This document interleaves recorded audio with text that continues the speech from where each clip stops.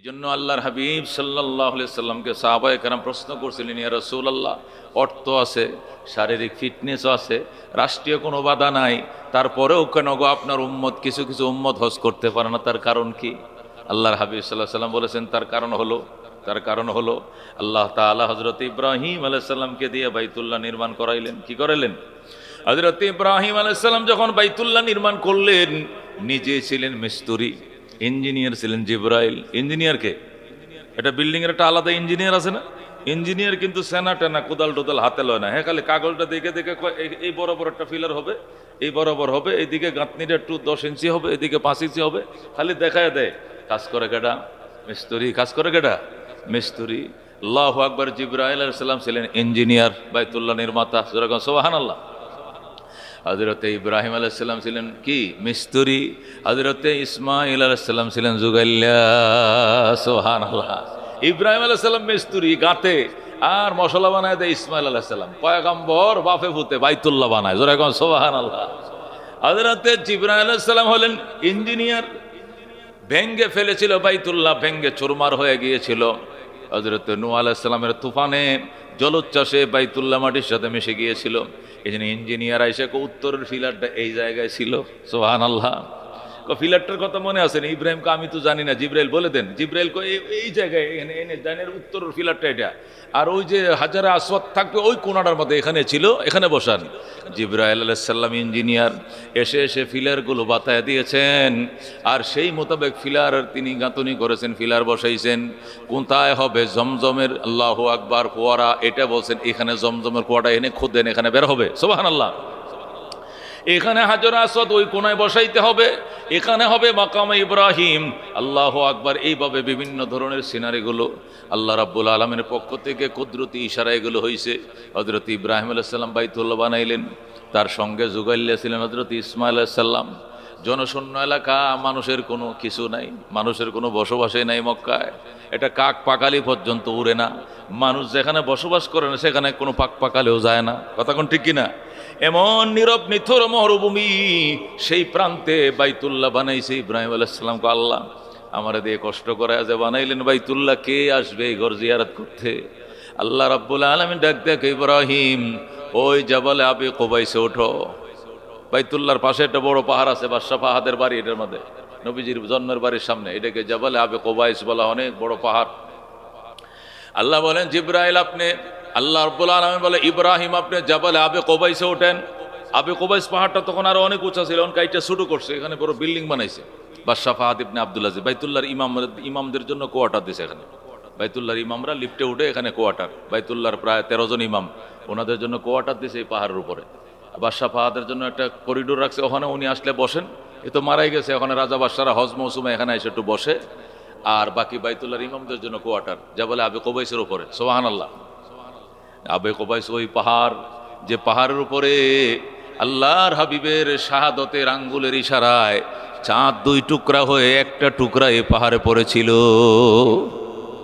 আরবরা চ্যালেঞ্জ করছিল, মোহাম্মদ তুমি যদি আল্লাহর পয়গম্বর হও, সত্যিকার অর্থে আল্লাহর নবী হও, তাহলে এই যে 14 তারিখের চাঁদটা তুমি 2 টুকরা করতে পারবা। তুমি আল্লাহর নবী হও, তাহলে তুমি কয়ে দিলে এমনি 2 টুকরা হয়ে যাবে। কহ যদি 2 টুকরা হয় তখন কহইলে তখন ভেবে দেখবো তোমার ধর্মটা গ্রহণ করা যায় কিনা। আল্লাহ রাব্বুল আলামিনের বন্ধু, আল্লাহ আমি তো আর পারবো না, আপনি তো পারবেন। আমি ইশারা দিলাম, যে বরাবর আঙ্গুলটা বাড়িতেছে এই বরাবর 2টা পাট করে একটা একবারে আর এই মক্কাবাসীদের চোখের সামনে ফেলেন। যখন আল্লাহু আকবার। আল্লাহ নবী সাল্লাল্লাহু আলাইহি ওয়াসাল্লাম ইশারা দিলেন, সাথে সাথে অর্ধেকটা চাঁদ পড়ছে জাবাল আবি কুবাইসের উপরে। একবার পুরা মক্কা নগর এমন ঝলক মারছে, এমন আলো ছড়াইছে মক্কা শরীফে, এমন আলো এর পূর্বে পৃথিবীর মানুষ দেখে না, এর পরে আর কোনোদিন দেখবে না। চাঁদ পড়ে গেছে, কি মনে করেন? অর্ধেকটা পড়ছে এখানে জাবাল আবি কুবাইসে, আর অর্ধেকটা পড়ছে ওই মিনা মুজদালিফার মাঝখানে জাবালে বনি কাইনুকায়, অনেক দূরে পড়ছে অর্ধেকটা। এরপরে আরবরা দেখছে সচক্ষে, দেখার পরে চোখ কসলায় আর কয়, কোনো জাদু কিনা, কোনো জাদু কিনা, কোনো কালো জাদু কিনা, আমি কি সজাগ না ঘুমে? নিজের পরীক্ষা করে, আমি কি সজাগ দেখতেছি না ঘুমে দেখতেছি?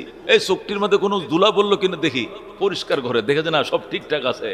আল্লাহ রাবী সাল্লাল্লাহু আলাইহি সাল্লাম বললেন, এটা হলো মুআজিজা, পয়গম্বরকে দিয়ে আল্লাহ করাইছে, এটা দীর্ঘ সময় থাকবে না। যাদের কপালে ঈমান আছে কালমা পড়ে মুসলমান হয়ে যাও, আর যার কপাল পোড়া সারা জীবন এখানে আসমানটা চারটা পড়ে থাকলো ঈমান নসিব হবে না। দলে দলে মানুষ কালমা পড়ে মুসলমান হয়ে গেছে, সুবহানাল্লাহ। এটা আবু জেহেলের কপালের ইসলাম নসিব হয় না, সে আর মুসলমান হয় না। মেরে ভাই দোস্ত বুজুর্গ বলতেছিলাম, এইটাকে বলা হয় জাবাল আবে কোবাইস। হযরত ইব্রাহিম আলাইহিস সালামকে আল্লাহ বলেন, ইব্রাহিম তুমি জাবালে আবে কোবাইসের উপর উঠো, ওইটা দুনিয়ার মানুষকে দাওয়াত দাও, আসো আসো আল্লাহর ঘর বানাইছি, তোমরা আল্লাহর ঘর জিয়ারত করে যাও। সুবহানাল্লাহ। ইব্রাহিম আলাইহিস সালাম বলেন, আল্লাহ এনে কোনো মাইক নাই, টাইক নাই, অনুবীক্ষণ কোনো যন্ত্র নাই, টেলিফোন নাই, মোবাইল নাই, এখন আমি এটা এখানে এই পাহাড়ের মধ্যে জনশূন্য এলাকা দাঁড়ায় বললে কেডায় শুনবো, কেডায় কিতা করবো? আহারে বাবা, তুমি বলতে থাকো, পৃথিবীর কোনায় কোনায় প্রান্তে প্রান্তে এর দাওয়াত পৌঁছায় দেওয়ার দায়িত্ব আমি আল্লাহর। জোরে কোন সুবহানাল্লাহ। ইব্রাহিম আলাইহিস সালাম ওই জাবাল আবি কুবাইসের উপর উঠে বললেন, ও পৃথিবীর মানব দানব শোনম, আল্লাহ তাআলা আমাকে দিয়ে তার ঘর বানাইছে। কি বানাইছে? আল্লাহ তাআলা আমাকে দিয়ে তার ঘর বানাইছে, তোমরা আসো আসো, তালাও তালাও, তোমরা আসো আল্লাহর ঘর জিয়ারত করে যাও। আল্লাহ রাব্বুল আলামিনের বন্ধু বলছেন, পৃথিবীর প্রান্তে প্রান্তে যত মানুষ ওই জমানায় দুনিয়াতে ছিল, আল্লাহ বেশি দূর পর্যন্ত লোক ছিল না। ওই সময় আমেরিকা ছিল না, ওই সময় ব্রিটেন ছিল না, এ আরব উপকূলেই ছিল মানুষের বসবাস। আমেরিকার বয়স কত? 350 বছর। 350 বছরের আগে আমেরিকা বলতে কিছু ছিল না। অথচ যে দেশটাকে তারা মারার জন্য চেষ্টা করতেছে ইরান, ইরানের বয়স 3000 বছর। সুবহানাল্লাহ। আমাদের নবী আলাইহিস সালামের জামানারও আরো আগে, আমগো নবীতে গেছে 1500 বছর আগে, আরো 1500 বছর আগেই ইরান পারস্য নামে পৃথিবীর পরাশক্তি ছিল। আরেক পরাশক্তি ছিল রোম, ইটালিয়ানরা। ইটালিদের সাথে এই ইসরায়েল, এরা কারা? এই ইরানিরা, যাদেরকে পারস্য বলা হইতো, ওদের সাথে ওরা ফাইট করতো। পৃথিবীর পরাশক্তি এখন যেরকম ইং মার্কিন, ইং মার্কিন মানে কি? আমেরিকা আর ইংল্যান্ড, ব্রিটেন, এখন যেরকম ইং মার্কিন পরাশক্তি, তখন ছিল রোম আর পারস্য পরাশক্তি। এই পারস্যের বর্তমান নাম হলো ইরান। যেরকম সুবহানাল্লাহ। এই প্রাচীন সভ্যতাকে পৃথিবীর থেকে মুছে দেওয়ার জন্য হুমকি দেখে ওই মাথামোড়া এক পাগল, গাঞ্জাখোর, এই মাথামোড়া এক পাগল বলে এই 3000 বছরের পুরাতন সভ্যতাকে দুনিয়ার থেকে তারা কি দিতে চায়? মুছে দিতে চায়। আল্লাহ কয়, তুই মুছে যাবে, ইরান মুছবে না। এটা পুরাতন সভ্যতা, শিয়া থাকতে পারে, লাখো সুন্নি ওই দেশে আছে। কথা কোন ঠিক কিনা? হ্যাঁ, আল্লাহর বহু নবীরা ওই দেশে আসছেন, বড় মনীষীরা ওই দেশে আসছেন, বড় বড় বুজুর্গানে দিন ওই দেশে আসছেন। ওইটা তুমি কি ফিলিস্তিন পাইছো? আর ফিলিস্তিনে কি তুমি মুছে দিয়েছো? ফিলিস্তিন কোনোদিন মুছবে না। ফিলিস্তিন হবে হাসরের ময়দানের স্টেজ। যেরকম সুবহানাল্লাহ। ময়দানে হাসর আল্লাহ কায়েম করবেন।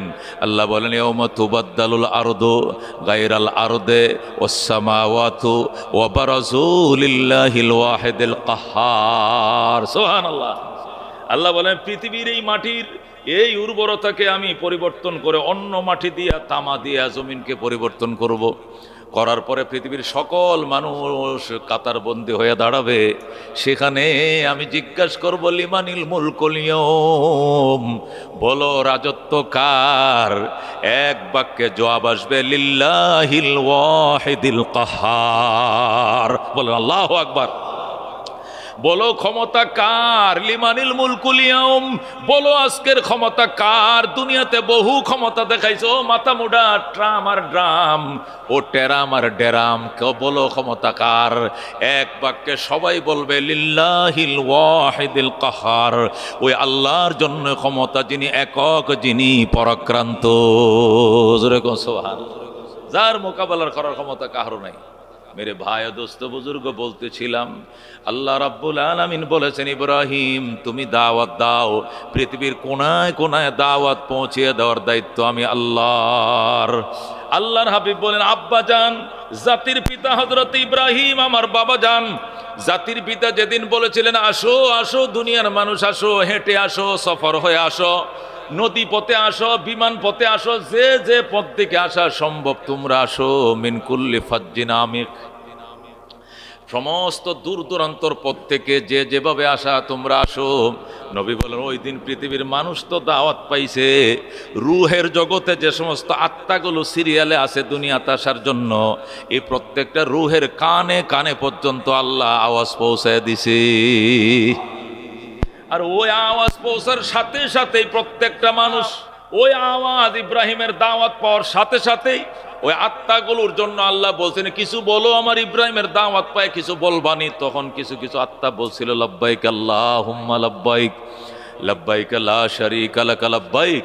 আল্লাহ তোমার ঘরে আমি আসব, তোমার ঘরে আমি হাজির, আমি আসতেছি, আমি আসার জন্য তৈরি হচ্ছি, আমি উদ্গ্রীব, আমি উদ্গ্রীব, আমি আগ্রহ দেখাচ্ছি। ওই সময় লাব্বাইক যারা পড়ছিল এরা একবার পড়লে একবার আসবে, 10 বার পড়লে 10 বার আসবে, 50 বার বললে সে আল্লাহর ঘরে 50 বার যাবে। আমি যে এজেন্সির সাথে এবার হজে যাচ্ছি ওনাকে জিজ্ঞেস করলাম মামা কয়বার গেছেন? কয় গেছি গুনছি না, আনুমানিক 200 বার হবে। শতবার আনুমানিক কয়শো বার হবে? কোন কি 200 বার গেলে 200 বছর। আপনি কি 200 বছর বয়স হয়েছে? এই বেটা 200 বছর বয়স হওয়ার লাগে। আমি বছরে 20-30 বার যাই। সুবহানাল্লাহ। মাসে 2-4-5 বার যাই। আমি উমরা যাইতেছি, হজে যাইতেছি, এই যাইতেছি, এই মাসে যাইতেছি, ওই মাসে কয়েকবার করে আল্লাহ আমার নেয়। আল্লাহু আকবার বলে। বাহুরে ওই দিন যে রুহের জগতে যখন আল্লাহ ইব্রাহিম দাওয়াত দিছিল, তোর আত্মারা যে কয়বার কইছে লাব্বাইক, এটা তো আমি গুণ্য কুলাই তার তোমরা। আল্লাহু আকবার। আল্লাহর হাবিব বলেন ওই দিন যেদিন ইব্রাহিম দাওয়াত দিয়েছেন আসো তালাও, আসো তোমরা আল্লাহর দাওয়াত গ্রহণ করো, আল্লাহর ঘর জিয়ারতে আসো। ওই দিন যারা বলেছিল লব্বাইক আল্লাহুম্মা লব্বাইক লব্বাইক লা শারীকা লাক লব্বাইক ইন্নাল হামদা ওয়ান নি'মাতা লাক ওয়াল মুলক লা শারীকা লাক, যারা ওই দিন তালবিয়া পাঠ করেছিল, যে যতবার পাঠ করেছে এতবার সে আল্লাহর ঘরে হাজির হবে। টাকা না থাকলেও খোদায় তারা নিব। টাকা লাগে না আল্লাহর ঘরে যাইতে, মন লাগে, দিলের আকাঙ্ক্ষা তামান্না টাকা লাগে। কত পাগল আছে আপনার হজে পাঠাইবো, যেরকম আল্লাহু আকবার। এই জন্য মেরে ভাই ও দোস্ত বুজুর্গ, আল্লাহর ঘরটা যদি সামনে আসে, আল্লাহ যদি একবার নেওয়ায়, আমার কথাটা লেইখা রাইখেন। যদি আল্লাহর ঘরটা আপনি একদিন দেখেন, দেখার পরে আল্লাহর ঘরটা সামনে দাঁড়ায়া আপনি বুকে হাত দিবেন, আপনার বুকে জিজ্ঞাসা মন তুই ক এখন তোর মনটা কেমন লাগতেছে তুই ক, তখন আপনার মন বলে দিবে এখন থেকে দেশে যায় যদি ভিক্ষা করেও খাওয়া লাগে তবু তুমি ধন্য, তুমি আল্লাহর ঘরের মেহমান। হজ করতে গিয়ে যদি তোর জীবনের সব সম্পদ নষ্ট হয়ে গেছে আর নাই তোর, এখন দেশে যায় তোর খয়রাত করে খাওয়া ছাড়া কোনো পথ নাই, টাকাই ছিল 6 লাখ, সবটা তুই শেষ করছো হজ করে, তারপরে তার মন বলবে তুই দন্য বেড়া, ভিক্ষা করে খালে খাবি, খোদার ঘর তো দেখছিস, যেরকম আল্লাহু আকবার। অথচ আল্লাহ তাআলা ও অঙ্গীকারবদ্ধ, আল্লাহ তাআলা কি বদ্ধ? অঙ্গীকারবদ্ধ। হজ করবে যারা, উমরা করবে যারা, তাদের টাকা কোনো দিন ফুরাবে না। হাজিদের 4 পুরস্কার, আমি আবার বলছি, কয় পুরস্কার? হাজিরা নিষ্পাপ, আল্লাহু আকবার, হাজিদের জীবনের গুনাহ মাফ, হাজিরা জান্নাতি, হাজিরা স্থায়ী ধনী। যারা হজ করবে মালের হক আদায়, স্থায়ী ধনী, এদের সম্পদ শেষ হবে না। হুজুরিটা আপনি মুখে কইলো বা হাদিস দেখুন, হাদিস বলি, আমি খুতবার মধ্যে হাদিসটা 2 সপ্তাহ পাঠ করছি, আবার পাঠ করব। ক্বালা রাসূলুল্লাহ সাল্লাল্লাহু আলাইহি ওয়াসাল্লাম, আল্লাহর হাবিব সাল্লাল্লাহু আলাইহি ওয়াসাল্লাম হাদিসে ইরশাদ করেন, আমি হাদিসটা পড়ে শোনাই, এটা খুতবায় 2 সপ্তাহ ধরে পড়ে শোনাইতেছি। আল্লাহর হাবিব সাল্লাল্লাহু আলাইহি ওয়াসাল্লাম ইরশাদ করেন, তাবিউ বাইনাল, ওয়াকাল আলাইহিস সালাতু ওয়াস সালাম, তাবিউ বাইনাল হজ্জ ওয়াল উমরা, হজ এবং উমরা এক সফরে একসাথে করবা। হজ উমরা যদি এক সফরে একসাথে করে, এক সফরে হজ উমরা 2টা করে, এটাকে হজ্জে তামাত্তু বলে। কি বলে? হজ্জে তামাত্তু। হজ 3 প্রকার। কয় প্রকার? এটা ইফরাদ হজ, এটা তামাত্তু হজ, এটা কিরান হজ। কি হজ? কিরান হজ। তো ইফরাদ হজ হইল এক সফরে শুধু হজ করা, আর কিছু না করা। মনে করেন এহরাম বান্ধে গেলাম গা, যাই অপেক্ষা করলাম, শুধু হেরেম শরীফ নামাজ পড়তেছি, উমরা টুমরা কিছু করি নাই। এইভাবে এই এহরামের উপরে এহরামের এহরাম বদলে আরেকটা পড়তেছি, এই এহরাম নষ্ট হয়েছে আরেকটা পড়তেছি, এইভাবে 2-2.5 মাস ছিলাম।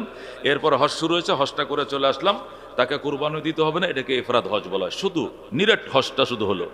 আর হজ্জে তামাত্তু হলো প্রথম যাওয়ার টাইমে উমরার নিয়ত করে এহরাম বেঁধে চলে যাবে, আল্লাহর ঘরে যায় উমরা টুমরা করে সে হালাল হয়ে যাবে। এরপরে ওখানে ওয়াইটিংয়ে থাকবে, থেকে নামাজ ইবাদত বিভিন্ন এগুলো করবে। এরপরে আবার মেনায় 8 তারিখ যাওয়ার শুরু করে আবার হজের জন্য এহরাম বানবে, আবার হজ করবে। একই সফরে হজ এবং উমরা 2টা, এটাকে তামাত্তু হজ বলা হয়। যেরকম সুবহান। আল্লাহর হাবিব সাল্লাল্লাহু আলাইহি ওয়াসাল্লাম বলেন, তাবিউ বাইনাল হজ্জ ওয়াল উমরা, হজ এবং উমরা এক সফরে একসাথে আদায় করিও। কি হবে? ফাইন্নাহুমা ইয়ানফিয়ানিল ফাকরা ওয়াজ যুনুব, ফাইন্নাহুমা ইয়ানফিয়ানাল ফাকর ওয়াজ যুনুব। রাসূল বলেন হজ উমরা যদি কেউ একসাথে করে আল্লাহ তাকে দুইটা জিনিস থেকে মুক্তি দিবে। এক নম্বর আল্লাহ দরিদ্রতার থেকে চিরমুক্তি দিবে, দুই নম্বরে গুনাহ থেকে আল্লাহ তাকে মুক্তি দিবে। সুবহানাল্লাহ। কয়টা জিনিস থেকে মুক্তি দিবে? কয়টা জিনিস থেকে? ফাইন্নাহুমা ইয়ানফিয়ানাল ফাকর ওয়াজ যুনুব।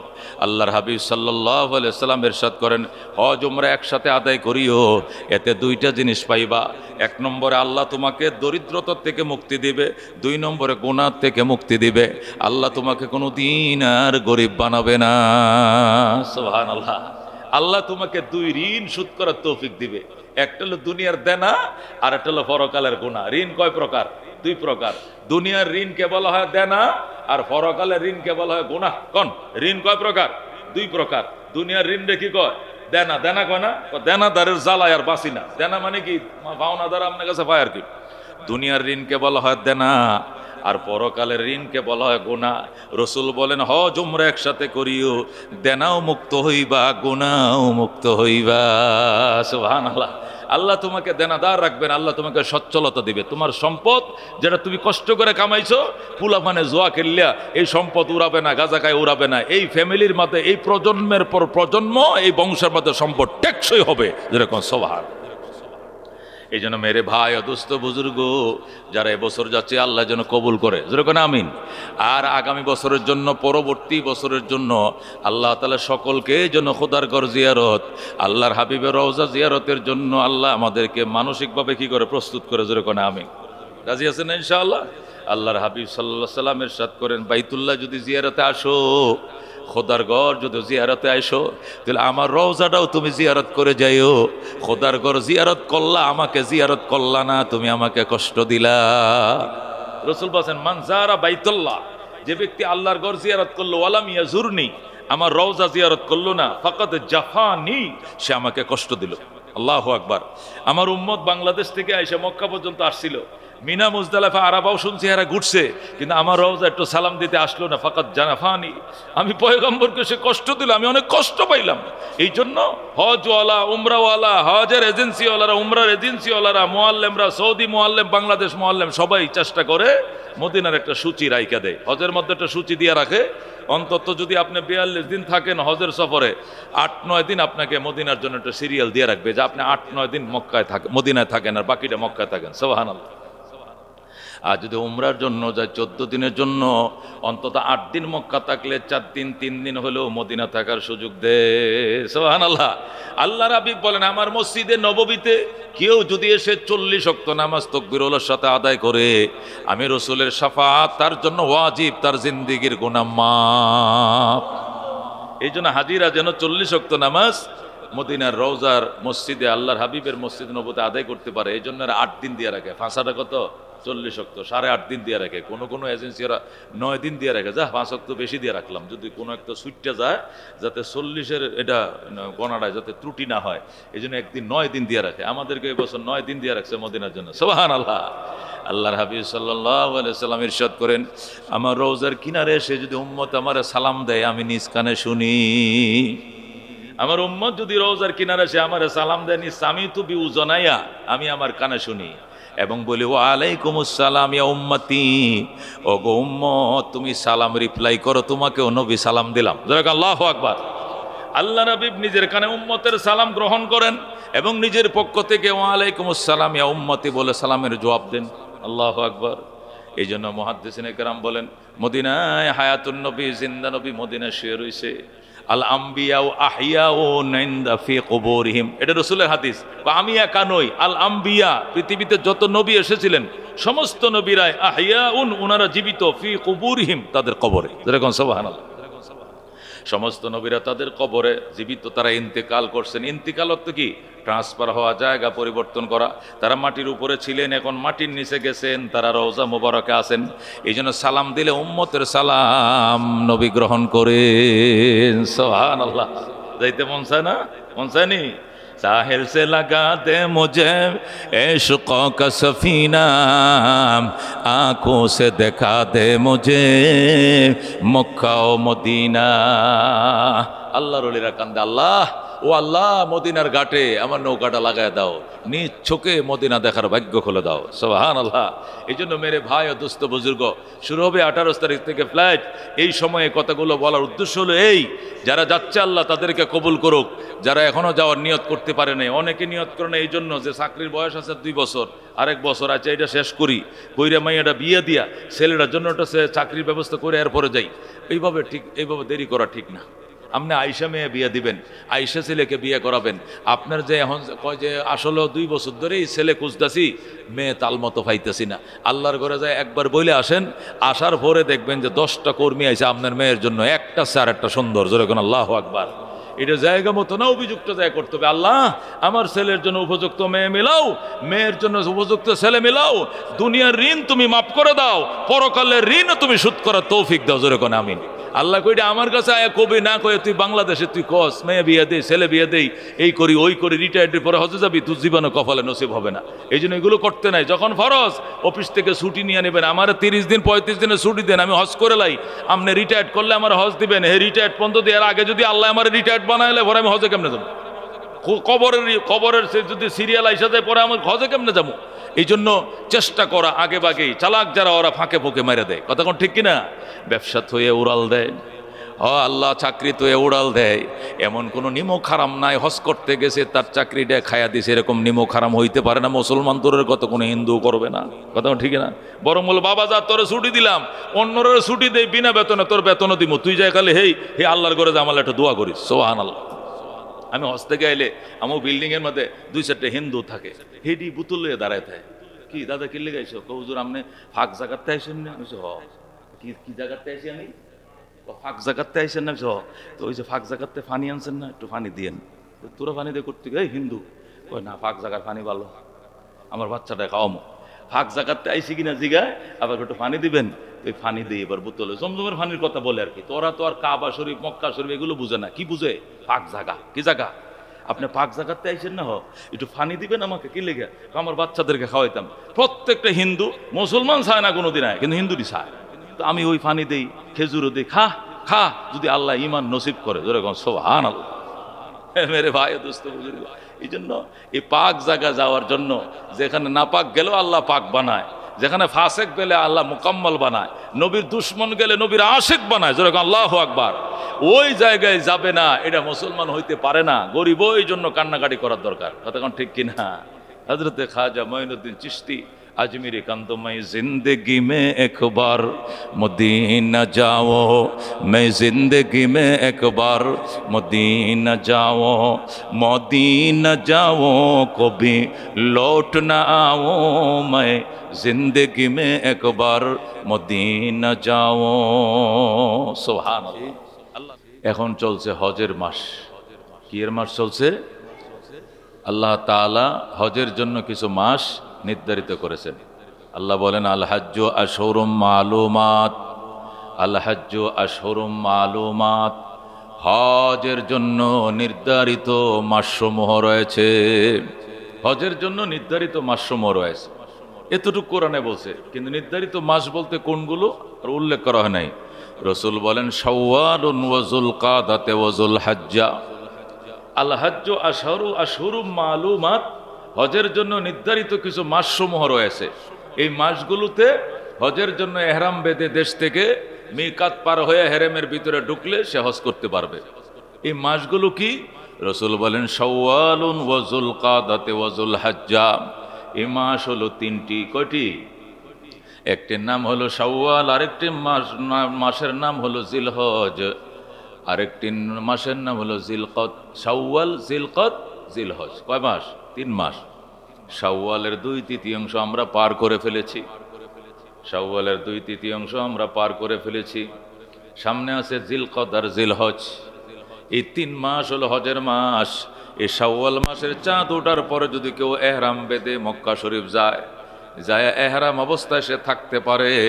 হজের চাঁদ উঠলে জিলহজের 8 তারিখ সে মিনায় যাবে, মিনার থেকে 9 তারিখ আরাফায় যাবে, আরাফাত থেকে মুজদালিফা হয়ে 10 তারিখ আইসা সে শয়তানকে পাথর মারবে, কুরবানি করবে, মাথার চুল হলক করবে, হজ হয়ে গেছে। সুবহানাল্লাহ। এই 3 মাসের মধ্যে হজের এহরাম বেঁধে হজের কার্যক্রম করা যাবে এই 3 মাস ছাড়া অন্য কোনো মাসে নয়। রমজান মাসে হজের এহরাম বাঁধলেও হজ হবে না,